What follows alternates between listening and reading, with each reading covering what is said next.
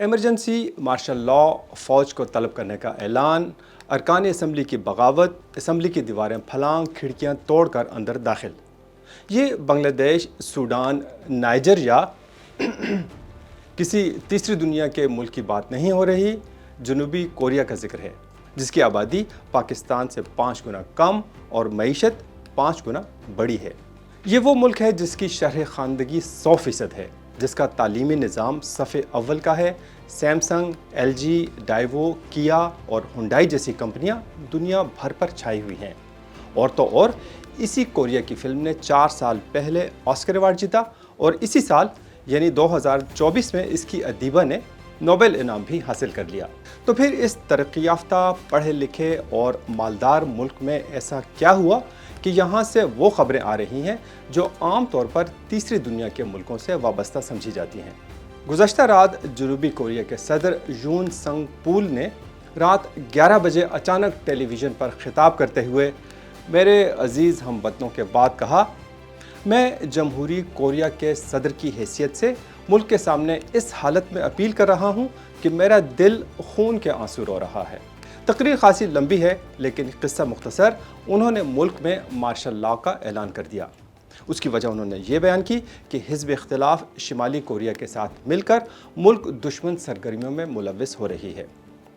صدر نے army chief کو مارشل لا ایڈمنسٹریٹر مقرر کرتے ہوئے تمام سیاسی سرگرمیوں بشمول سیاسی جماعتوں کی سرگرمیوں اور عام شہریوں کے مظاہروں پر پابندی عائد کر دی۔ آرمی چیف نے کہا کہ تمام میڈیا اور اشاعتی ادارے مارشل لا کمانڈ کے کنٹرول میں ہیں۔ اس کے بعد قومی اسمبلی کی عمارت پر سیکیورٹی اہلکار تعینات کر دیے گئے۔ فضا میں ہیلی کاپٹر گردش کرنے لگے۔ سیول میں کوئی ڈی چوک تو نہیں ہے لیکن جہاں اسمبلی واقع ہے وہاں رکاوٹیں کھڑی کر دی گئیں، لیکن یہ عام ٹریفک کی رکاوٹیں تھیں، کنٹینر نہیں تھے۔ یہ خبر ملتے ہی ملک بھر میں ایک طوفان برپا ہو گیا۔ ہزاروں مظاہرین سڑکوں پر نکل آئے۔ حزب اختلاف نے اس اقدام کو غیر قانونی اور غیر آئینی قرار دیا اور ارکان اسمبلی سے کہا کہ وہ صدر کے فیصلے کو مسترد کر دیں۔ اپوزیشن لیڈر نے قومی اسمبلی جاتے ہوئے ایک ویڈیو پیغام میں شہریوں سے وہاں جمع ہونے کی اپیل کی۔ انہوں نے کہا کہ مارشل لا نافذ کرنے کا کوئی جواز نہیں ہے، ہم اس ملک پر فوج کی حکمرانی نہیں ہونے دے سکتے۔ مظاہرین اسمبلی کے قریب جمع ہو گئے اور مارشل لا ختم کرو، مارشل لا ختم کرو کے نعرے سیول کی فضاؤں میں گونجنے لگے۔ حتیٰ کہ صدر یون کی اپنی جماعت پیپلز پاور پارٹی کے رہنما نے فیس بک پر ایک پوسٹ لگائی جس میں کہا کہ مارشل لا کا اعلان غلط ہے اور ہم عوام کے ساتھ مل کر اسے روکیں گے۔ ارکان اسمبلی رکاوٹوں کو عبور کرتے ہوئے اسمبلی کے باہر پہنچ گئے۔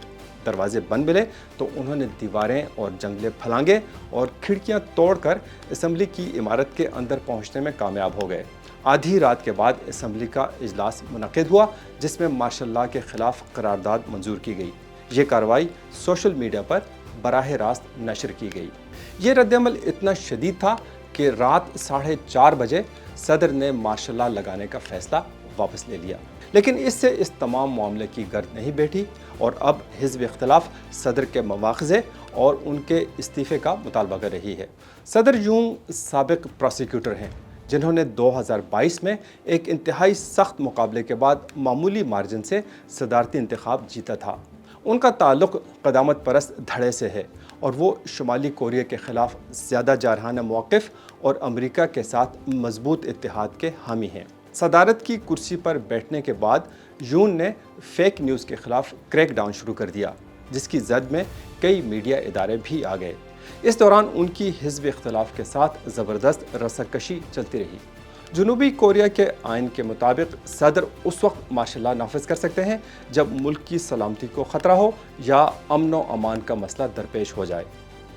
ایسی ہنگامی صورتحال میں وہ فوج کو متحرک کر سکتے ہیں۔ اس کے تحت آزادی اظہار، میڈیا، لوگوں کے اجتماع اور اس قسم کی دوسری آزادیوں پر پابندیاں لگ جاتی ہیں۔ آئین کے تحت پارلیمنٹ کے اکثریتی ووٹ کے ذریعے مارشل لا کو ختم کیا جا سکتا ہے۔ آئین کے مطابق جب قومی اسمبلی مارشل لا کے خاتمے کی درخواست کرے تو صدر اسے فوری طور پر ختم کرنے کے پابند ہیں۔